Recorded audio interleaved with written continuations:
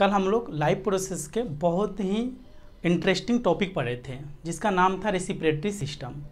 अब ये पार्ट था हमारा लाइफ प्रोसेस का। अब जो हम पार्ट पढ़ने जा रहे हैं वो ब्लड, ये भी काफ़ी इंटरेस्टिंग है और काफ़ी इंपॉर्टेंट टॉपिक है आपका लाइफ प्रोसेस चैप्टर का। तो ये सेकेंड पार्ट है। पहले आप फर्स्ट पार्ट देखिए, अच्छे से वॉच कीजिए, उसमें हर एक चीज़ बताया गया है। उसमें आपको ये बताया गया है कि हमें हिचकियाँ क्यों आती हैं, क्यों हमें हिचकियाँ आती ये भी उसमें एक्सप्लेन की गई है। आज हम लोग जानेंगे ब्लड चैप्टर का टॉपिक। जो ब्लड है हमारा, ये हमारा लाइफ प्रोसेस का टॉपिक है। इसमें आज हम लोग ये जानेंगे कि किस प्रकार मनुष्य में, ह्यूमन में ब्लड की यानी मेल में कितनी परसेंटेज होती है, फीमेल में कितनी होती है, लीटर में कितना होता है। तो आज हम लोग ये बहुत ही इंटरेस्टिंग टॉपिक पढ़ने वाले हैं जिसमें हर एक पॉइंट आपको क्लियर किया जाएगा एंड क्लास के एंड में पूरी तरह से आपके हर एक कंसेप्ट क्लियर हो जाएंगे, कोई भी डाउट नहीं बचेगा। तो ध्यान दीजिए, हम आज ब्लड सर्कुलेशन पढ़ेंगे जो कि बहुत ही इंपॉर्टेंट है क्लास 10th के लिए, जिसमें हम लोग जानेंगे कि ब्लड के बारे में जानेंगे। देखिए पहला टर्म आता है इसमें नेचुरल कोलाइड। देखिए ये नेचुरल कोलाइड होता है क्योंकि आपको पता है दो चीज़ें होता है। अगर हम इसको हिंदी में बोलते हैं तो इंग्लिश में बोला जाता है तो आर्टरी कहते हैं, आर्टरी का हिंदी में धमनी होता है। एंड दूसरा होता है वेंस, वेंस इंग्लिश में होता है, हिंदी में उसका सिरा होता है। तो देखिए अंदर में ब्लड कैसे प्यूरिफायर होता है वो तो मुझे नहीं पता है, वो नेचुरली होता है, नेचुरली कोलाइड करके बनता है। हम उसमें कोई भी हेल्प करने नहीं जाते हैं, वो ऑटोमेटिकली चीज़ें वहाँ पे होती हैं। तो ये पहला प्रोसेस क्या होता है कि नेचुरली कोलाइड होता है, नेचुरल कोलाइड करता है। सेकेंड होता है कनेक्टिव टिश्यू। याद कीजिएगा ये सेल चैप्टर का टॉपिक है क्योंकि हमारे बॉडी में सबसे बड़ा जो होता है कनेक्टिव टिश्यू का जो सबसे बड़ा पार्ट होता है वो ब्लड ही होता है। तो ये कनेक्टिव टिश्यू होता है। कनेक्टिव टिश्यू मीन्स क्या होता है, कनेक्ट करके रखना चीज़ों को, तो इसीलिए ये हमारा कनेक्टिव टिश्यू हो गया। अब ब्लड का जो पीएच वैल्यू जो होती है वो हमारा 7.4 होता है। ब्लड का पीएच वैल्यू क्या होता है, 7.4 होता है। जैसा कि आपको पता है, आपने क्लास 8 में पढ़े थे एसिड बेस्ड सॉल्ट। जब हम आपको एसिड बेस्ड सॉल्ट पढ़ाएंगे तो उसमें बताया जाएगा कि हमारा जो स्केल होता है, यानी हमें कोई भी चीज़ों को मेजर करने के लिए एक स्केल हम लोग यूज करते हैं। सिमिलरली हम इसमें एसिड और बेस को मेजर करने के लिए एक स्केल यूज करते हैं जिस पे सिंपली मेजर होता है 1 से लेकर 14 तक। देखिए 7 से लेस देन जो होगा वो सारे एसिडिक नेचर का होता है, यानी नेचर एसिडिक नेचर का होता है। एंड 7 से जितने भी ग्रेटर होता है वो सारे बेसिक नेचर का होता है। अब बात आता है तो 7 क्या होता है, देखिए 7 मिड पॉइंट पे आता है। तो 7 हमारा क्या होता है, न्यूट्रल होता है। और याद रखिएगा कि जो वाटर का पीएच वैल्यू जो होता है वो 7 ही होता है। इसीलिए वाटर क्या होता है, टेस्टलेस होता है। तो टेस्टलेस होने की वजह से वाटर की वैल्यू जो 7 होता है वो न्यूट्रल होता है, इसीलिए वाटर का जो पीएच वैल्यू होता है वो 7 होता है। बट हमारा ब्लड का पीएच वैल्यू 7.4 है। तो यहाँ पे ब्लड किस नेचर का होगा, बेसिक इन नेचर होगा, याद रखिएगा, यानी क्षार के नेचर में होगा। ठीक है, आगे हम देखते हैं कि मेल और फीमेल में ब्लड की परसेंटेज देखते हैं। देखिए जनरली क्या कहा जाता है कि जो मेल होता है उसमें ब्लड जो होता है वो 5.5 लीटर, यानी अगर 5.5 लीटर से कम है तो वो किसी न किसी इन्फेक्शन का शिकार है, तो उससे कम नहीं होनी चाहिए ब्लड 5.5 लीटर से। और फीमेल में क्या होता है 5 लीटर। अब आप सोचेंगे कि ये जो डिस्क्रिमिनेशन है, यानी ये ब्लड का भी क्यों हो रहा है, गॉड ने भी ऐसा क्यों डिस्क्रिमिनेशन किए, क्योंकि हमारी सोसाइटी आपको पता ही है मेल एंड फीमेल में काफ़ी डिस्क्रिमिनेट करता है, काफ़ी भेदभाव रखता है। तो यहाँ पे हमें इस सब को बिल्कुल क्लियर करना है, कभी भेदभाव नहीं करना है। ठीक है, तो यहाँ पे हम देखते हैं कि आखिर मेल में ज़्यादा होता है, फीमेल में क्यों होता है कम। तो अगर लोग कहता है कि जब मैरिज वगैरह होता है तो जो फीमेल होती है वो अपने हस्बैंड का ब्लड चूसती है तो इक्वल हो जाता है, ऐसा कुछ नहीं है। मेल में ब्लड क्या होता है, कम होता है, क्योंकि काम उम कम करती हैं, ये ज़्यादा बाहर नहीं, मतलब बाहर के काम में नहीं करती हैं। इस वजह से इनकी ब्लड जो होती है वो कम बनती है इनके बॉडी में। तो 5 लीटर इनका ब्लड जो साइंटिफिक प्रूव किया गया है वो 5 लीटर होनी चाहिए। एंड जो मेल होता है उसमें 5.5 लीटर होनी चाहिए। तो याद रखिएगा, पहला हम जाने हैं कि जो ब्लड होती है, ब्लड के हम लोग सारा फंक्शन जाने हैं। पहला नेचुरल प्रोसेस होती है, नेचुरल कोलाइडल होता है यहाँ पे। दूसरा क्या होता है कि कनेक्टिव टिश्यूज का सबसे बड़ा पार्ट होता है हमारा ब्लड। तीसरा हम लोग देखे हैं कि जो ब्लड का पीएच वैल्यू होती है वो हमारा होता है 7.4, that means this is the basic in nature. And male में ब्लड की जो क्वालिटी या परसेंटेज देखते हैं तो वो होता है, यहाँ पे लीटर में बात करते हैं तो 5.5 लीटर होते हैं, बट फीमेल में ½ लीटर का डिफरेंस होता है, याद रखिएगा। तो यहाँ पे सिर्फ 5 लीटर होता है। आगे हम देखते हैं यहाँ पे फॉर्मेशन ब्लड का कैसे होता है, ये चीज़ें हम लोग यहाँ पे देखते हैं। दो चीज़ें होती है, एक लीवर होता है और दूसरा होता है बोन मैरो। अब ध्यान दीजिएगा, आपको चीज़ें क्लियर करते हैं। ब्लड का फॉर्मेशन दो जगह होता है, हमेशा आप याद करके रखिएगा, हमेशा पेपर में पूछी जाती है। देखिए लीवर और बोन मैरो, यानी दो ही जगह है जो कि ब्लड बनाता है, दो ही चीज़ें, एक लीवर दूसरा बोन मैरो। देखिए जब बच्चा माँ की गर्भ में होता है, बच्चा जब माँ की गर्भ में होता है, भ्रूण जिसे बोलते हैं, इंग्लिश में एम्ब्रियो बोला जाता है, तो वो जब माँ के गर्भ में होता है तो उस बच्चा में बोनलेस होता है, उसमें कोई बोन नहीं होता है, तो वहाँ पे तो नहीं बन सकता है क्योंकि बोन मैरो की बात चल रही है, तो वहाँ पे कभी ब्लड नहीं बनती है। तो फिर बच्चा में ब्लड कैसे बनेगा? तो याद रखिएगा बच्चा में इस जो एम्ब्रियो होता है जब माँ के गर्भ में होता है तो इसी से ब्लड बनता है, डैट मीन्स लीवर से, वहाँ लीवर ब्लड बनाता है। लेकिन जैसे आप एडल्ट हो जाएंगे तो वहाँ पे आपके बॉडी में बहुत सारे बोन बन जाते हैं, तो आपके बॉडी में, एडल्ट पर्सन के बॉडी में हमेशा जो ब्लड का फॉर्मेशन होता है वो बोन मैरो में होता है। आप कहेंगे बोन मैरो क्या होता है? देखिए ये जो होल होता है, इस होल के अंदर में, देखिए एक सिंपल सी एग्जांपल देते हैं, जो नॉन वेजिटेरियन होगा उनको अच्छे से क्लियर हो जाएगा। आप जब लेग पीस खाते हैं, मुर्गा के खा लीजिए, उसके बाद आप किसी के भी खाइए लेग पीस, तो लेग पीस के अंदर में देखते हुए कि रेडिश कलर का होता है, रेडिश इन कलर, एकदम रेडिश कलर का होता है अंदर, वही बोन मैरो होता है और वहीं पे ब्लड का फॉर्मेशन होता है। तो याद रखिएगा एडल्ट में बोन मैरो से ब्लड का फॉर्मेशन होता है, यानी ब्लड बनती है। और बात करते हैं बच्चा में, छोटा बच्चा जो माँ के गर्भ में होता है उस समय जो ब्लड बनती है वो लीवर बनाता है। तो ये पॉइंट आपको क्लियर हो गया कि ब्लड का फॉर्मेशन कैसे कैसे होता है। अब बात आता है कि ब्लड का स्टोर कहाँ होता है। देखिए ब्लड का जो स्टोर होता है, यानी आखिर हम लोग कहते हैं ना कि हार्ट में ब्लड का स्टोर होता है, याद रखिएगा हार्ट में कभी भी ब्लड का स्टोर नहीं हो सकता है, क्योंकि हार्ट में अगर ब्लड का स्टोर होगा ना इंसान मर जाएगा, क्योंकि हार्ट को पंपिंग होना चाहिए, पंप करेगा। अगर हार्ट पंप नहीं करेगा तो इंसान का डेथ ही हो जाएगा। तो ये क्या करता है, ये मतलब सिर्फ एक काम करता है कि ब्लड, मतलब अनऑक्सीजनेटेड ब्लड, जो ऑक्सीजनेटेड ब्लड नहीं होता है उसको प्यूरिफाइड कर देता है, यानी ऑक्सीजनेटेड, यानी ऑक्सीजन मिक्स करके वो भेज देता है। यही काम इसका होता है और कोई काम नहीं होता है, ठीक है। तो यह स्टोर कहाँ होता है? तो याद रखिएगा ये जो ब्लड स्टोर होता है वो हमेशा आप लोग याद रखिएगा स्प्लीन में ब्लड स्टोर होता है, ठीक है। स्प्लीन में ब्लड स्टोर होता है और स्प्लीन को ही हम लोग ब्लड बैंक, तो हम आपको स्प्लीन के बारे में एक्सप्लेन कर रहे थे। देखिए ये स्प्लीन में क्या होता है कि ब्लड जो स्टोर होता है वो स्प्लीन में ही होता है, हार्ट में कभी भी ब्लड स्टोर हो ही नहीं सकता है, याद रखिएगा, क्योंकि जब ब्लड स्टोर होगा तो हार्ट अटैक आ जाएगा, तो इसीलिए हार्ट में कभी भी ब्लड स्टोर नहीं हो सकता है।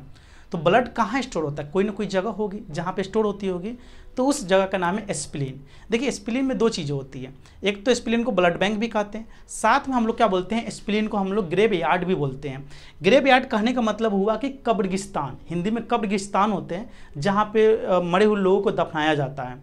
सेम क्या होता है कि स्प्लीन, हमारा जो लाइसोसोम होता है, लाइसोसोम आप पढ़े होंगे क्लास 9th में सेल चैप्टर में, लाइसोसोम क्या करता है, वो आरबीसी को डाइजेस्ट नहीं कर पाता है, यानी मरे हुए डेड आरबीसी को डाइजेस्ट नहीं कर पाता है। तो जब डेड आरबीसी को डाइजेस्ट नहीं करेगा तो आपको ऑलरेडी पता है कि हमारे ब्लड आरबीसी के लाइफ स्पैन के बारे में बताएंगे कि ज़िंदगी क्या होती है, जीवन काल कितने दिन के लिए होती है आरबीसी का। तो जब वो आरबीसी मर जाता है उसको तो डाइजेस्ट नहीं करता लाइसोसोम, क्योंकि लाइसोसोम इसमें अब्सेंट होती है, इसीलिए उसे डाइजेस्ट नहीं करती है। तो उसको डाइजेस्ट कौन करता है? तो स्प्लीन करता है। वो हम आपको एक्सप्लेन करेंगे आरबीसी में, पूरे अच्छे से एक्सप्लेन कर देंगे, सारे टर्म्स क्लियर हो जाएगा। बस आप इतने याद रखिएगा कि ब्लड का स्टोर कहाँ पे होता है, तो स्प्लीन में ब्लड का स्टोर होता है, और साथ में इससे हम लोग ग्रेव यार्ड भी कहते हैं, यानी कब्रिस्तान भी बोला जाता है, जहाँ ये आरबीसी को डाइजेस्ट करता है। आगे हम देखते हैं इसी में हीमोग्लोबिन। देखिए हीमोग्लोबिन की बात होती है, पहले हीमोग्लोबिन से पहले हम जानते हैं कोलेस्ट्रॉल के। देखिए आप सुनते होइएगा कि इस फलना इंसान की हार्ट अटैक आ गया है, जब डॉक्टर से कंसल्ट होता है तो पता चलता है कि इनका कोलेस्ट्रॉल बढ़ गया हुआ है। जो कोलेस्ट्रॉल बढ़ जाता है इससे हार्ट अटैक आती है। आप सोचेंगे कि कोलेस्ट्रॉल होता क्या है? देखिए अगर जनरली बात किया जाए तो बायोलॉजी बोलता है कि पर मनुष्य के शरीर में जो इसकी मैक्सिमम क्वांटिटी होनी चाहिए वो 200 से ज़्यादा नहीं होनी चाहिए, यानी 200 GM/DL, यानी ग्राम डेकालीटर से ज़्यादा नहीं होनी चाहिए। अगर उससे ज़्यादा होता है तो हार्ट अटैक आने की संभावना यही बनती है। क्यों? क्योंकि ये ब्लड क्लॉटिंग करता है। ब्लड क्लॉटिंग जब होगा तो आपको पता है कि ब्लड थक्का बनाने लगेगा, बहुत सारा ब्लड का थक्का बनने लगेगा, और ये जब हार्ट में जाएगा तो हार्ट क्या करेगा, उससे पंपिंग नहीं कर पाएगा, और जब पंपिंग नहीं करेगा तो ऑलरेडी पता है हार्ट अटैक तो आनी ही आनी है। तो याद रखिएगा कि बॉडी में कोलेस्ट्रॉल पर हमेशा कंट्रोल होनी चाहिए, यानी कोलेस्ट्रॉल को बढ़ने नहीं देना चाहिए। तो बात आती है कि हम कोलेस्ट्रॉल को कैसे जानेंगे कि कोलेस्ट्रॉल बढ़ रहा है? कैसे कंट्रोल करेंगे, क्या इसी कोई उपाय है? तो बिल्कुल उपाय है। पहली बात, आप जितने भी ऑयली चीज़ें हैं उसे अवॉइड कीजिए, ज़्यादा तेल नहीं खाइए, फैटी चीज़ों को अवॉइड कीजिए, जंक फूड को अवॉइड कीजिए, ज़्यादा जंक फूड मत खाइए, बाहर की चीज़ें मत खाइए, साथ में कम से कम आप घी यूज कीजिए। जब इस पे कंट्रोल करेंगे तो कभी भी आपको हार्ट अटैक नहीं आ सकता है, क्योंकि मेन हार्ट अटैक आने का कारण यही है, ज़्यादा तेल खाना, ज़्यादा घी खाना, दिस इज़ द कॉज। उसमें क्या होता है, कोलेस्ट्रॉल ज़्यादा बढ़ जाती है और इस वजह से हार्ट अटैक आ जाती है। तो याद आ गया आपको कि हार्ट अटैक क्यों आती है। हार्ट चैप्टर में और भी एक्सप्लेन अच्छे से किया जाएगा। आगे देखते हैं हम यहाँ पे हीमोग्लोबिन। देखिए हीमोग्लोबिन क्या होता है, ये फीमेल और मेल में अलग अलग होती है। मेल जो होता है उसमें 14 ग्राम डेका लीटर से कम नहीं होना चाहिए और फीमेल में 13 ग्राम डेका लीटर से कम नहीं होनी चाहिए। अगर उससे कम है तो इसका मतलब ये है कि वो कोई ना कोई डिजीज से इन्फेक्टेड है। वो हम आगे बताएंगे और इसके बहुत सारे पार्ट हैं, हम बताएंगे, उसमें एक्सप्लेन करेंगे। तो याद रखिएगा, अगर आप ब्लड का थोड़ा भी बूंद लेंगे ना तो उसमें भी अगर आप मेजरमेंट करते हैं हीमोग्लोबिन तो 14 ग्राम आएंगे। किसमें? मेल की बात हो रही है। फीमेल में कितने आएंगे? 13 ग्राम। तो ये चीज़ें याद हो गया, आपको क्लियर होगा। मैंने ब्लड के बारे में बताया कि नेचुरल कोलाइड होती है, कनेक्टिव टिश्यूज होते हैं, इसकी पीएच वैल्यू 7.4 होता है। ये मेल में 5.5 लीटर प्रेजेंट होता है, फीमेल में इसकी परसेंटेज 5 लीटर होती है। फॉर्मेशन 2 जगह होता है, लीवर और बोन मैरो, ऑलरेडी आपको समझा दिया गया है। स्टोर कहाँ होता है बता दिया, कोलेस्ट्रॉल क्या होती है, हीमोग्लोबिन क्या होती है बता दिए। अब बात आता है कि ब्लड सर्कुलेशन रिजर्व को किसने खोजा था, ब्लड सर्कुलेशन को किसने डिस्कवर किया था। तो याद रखिएगा, उनका नाम है विलियम हार्वे। विलियम हार्वे, इन्होंने ब्लड का डिस्कवर किए थे। इन्होंने ब्लड के बारे में लोगों को बताए थे कि हमारे बॉडी में भी कोई चीज़ है। और एक चीज़ हम आपको बताना भूल गए हैं, ये हमारा ब्लड का जो कलर रेड है, this is the cause of haemoglobin. Haemoglobin की वजह से ही हमारा ब्लड का जो कलर है वो रेड है। जिस प्रकार से जो प्लांट होता है, प्लांट को जो लिप्स होते हैं उसकी कलर जो ग्रीन होती है, दिस इज कॉल्ड क्लोरोफिल, उसके वजह से, है ना, क्योंकि उसमें क्लोरोप्लास्ट जो होता है वो पिगमेंट कंटेन करता है, इसी वजह से होता है। अब देखते हैं कि ब्लड का फंक्शन ऑफ ब्लड का क्या क्या फंक्शन होता है। पहला क्या होता है, टेम्परेचर कंट्रोल करता है। देखिए आपको पता है कि मनुष्य के जो शरीर का टेम्परेचर होता है 37.5 होता है। अगर उससे ज़्यादा है तो उसे बुखार आ गया, कम है तो ठंडा लग रहा है, ये होती है। याद रखिएगा, कोई कहता है ना कि मेरा बॉडी का टेम्परेचर 98 डिग्री सेल्सियस है, उमड़ जाएगा, जल जाएगा। 90 डिग्री सेल्सियस कैसे हो सकता है, 100 डिग्री सेल्सियस कैसे हो सकता है, आपको पता है? 100 डिग्री सेल्सियस पे तो जो आपका वाटर है बॉयल होने लगता है, भाप बन के उड़ने लगता है, गैस बन जाता है। तो ये गलत बात है, फ़ारेनहाइट होती है, बट उसको सब सेल्सियस में कहता है। तो ये हमारा 37.5 सेल्सियस होती है, याद रखिएगा। टेम्परेचर को कंट्रोल करता है क्योंकि ब्लड ही क्या करता है, ब्लड में ऑक्सीजन होता है और ऑक्सीजन जाती है, ब्लड चलती है तो हम जीवित है, तो ब्लड चल रही है, ब्लड चल रही तो हमारा बॉडी गर्म है। लेकिन जैसे हम मर जाते हैं तो क्या होता है, ऑक्सीजन नहीं आती, ऑक्सीजन नहीं आएगी तो ब्लड नहीं चलेगा, ब्लड नहीं चलेगा तो हमारा बॉडी क्या पड़ जाती है, ठंडा पड़ जाती है। इसीलिए मरने के बाद इंसान के जो शरीर होता है, बॉडी होता है, वो काफ़ी ज़्यादा ठंडा हो जाता है। This is the cause. आगे देखते हैं कि क्या करता है, ट्रांसफर ऑफ गैसेज। ये गैसेज का ट्रांसफर करता है, ऑलरेडी पता है, ब्लड ही गैस का ट्रांसफर करता है लंग्स से, यानी जो एल्वोली होता है जिसमें ब्लड होता है, वो एल्वोली में ब्लड प्रेजेंट होता है और वहीं पे क्या होता है, O2 आता है, ऑक्सीजन आता है। तो ये क्या करता है, उस ब्लड में हीमोग्लोबिन होता है, उस ऑक्सीजन को लेता है, ब्लड के पूरे पार्ट में कहता है ले सबको बांट देता है, सबको डिस्ट्रीब्यूट कर देता है। और उसके बाद क्या करता है ये हीमोग्लोबिन कि सारे सेल से CO2 को कलेक्ट करता है, कलेक्ट करके और वापस लंग्स को दे देता है। लंग्स उसको क्या करता है, वापस बाहर फेंक देता है। तो समझ में आएगा कि क्या करता है, transfer of gases O2 plus CO2। फिर क्या करता है ये, ट्रांसफर ऑफ न्यूट्रिएंट। हमारे बॉडी में जितने भी न्यूट्रिएंट होते हैं यानी पोषक तत्व, वो सबका ट्रांसपोर्ट करने का काम ब्लड का ही है। यानी ब्लड का इतना इंपॉर्टेंट है, अगर आपका ब्लड खराब हो रहा है तभी आप ज़्यादा इन्फेक्टेड हो जाते हैं, ज़्यादा बीमार पड़ जाते हैं, क्योंकि आपका पोषक तत्व जो होता है, जो न्यूट्रिएंट होते हैं, उसकी ट्रांसपोर्ट ही नहीं हो पाती है, ऑक्सीजन सही से नहीं चल पाती, तो हम लोग क्या हो जाते हैं, बहुत ज़्यादा कह सकते हैं डेंजरस स्थिति में, कंडीशन में चले जाते हैं। नेक्स्ट देखते हैं ट्रांसफर ऑफ एक्सक्रीटरी मटेरियल। देखिए हमारे बॉडी में एक होता है एक्सक्रिएटरी मटेरियल, वो हम आपको बताएंगे लाइफ प्रोसेस के ही लास्ट टॉपिक जो है एक्सक्रिएशन सिस्टम। वहाँ पे आपको पढ़ाया जाएगा, किडनी के बारे में बताया जाएगा, किडनी कैसे कैसे काम करता है, ग्लोमेरुलस क्या होता है, उसके बाद बोन कैप्सूल क्या होता है, सारा आपको बोमेन कैप्सूल के बारे में बताया जाएगा, ग्लोमेरुलस के बारे में बताया जाएगा, किडनी के बारे में बताया जाएगा, लीवर के बारे में बताया जाएगा, आपको लंग्स के बारे में, सारे एक्सक्रिएटरी पार्ट्स होती हैं, ठीक है। उसके बाद सारा गाल ब्लैडर क्या होता है उस सब आपको एक्सप्लेन की जाएंगी, हर एक पार्ट बताया जाएगा। तो ट्रांसपोर्ट करता है या क्या करता है, एक्सक्रीटरी मटेरियल, हमारे बॉडी में जितने भी गंदगी पदार्थ है उसका भी ट्रांसपोर्ट करता है, निकालता नहीं है बॉडी से बाहर, ये इधर से उधर लेकर जाते रहता है, याद रखिएगा, निकालता नहीं है, ट्रांसपोर्ट करता है। अब देखते हैं यहाँ पे ब्लड। देखिए ब्लड हमारा दो टाइप का होता है, एक होता है ब्लड में दो कंपोनेंट मेजर होते हैं, एक प्लाज्मा होता है, दूसरा है कार्पस्कल। कार्पस्कल होता है, प्लाज्मा होता है। देखिए प्लाज्मा की यहाँ पे परसेंटेज 60% होती है और जो कॉर्पस्कल होता है उसकी परसेंट 40% होती है। प्लाज्मा आपको ऑलरेडी पता है, जब स्टार्टिंग में कोरोना आया था 2019 के एंड में आया था, वो चाइना में आया था, वुहान शहर से आपको पता है निकला था।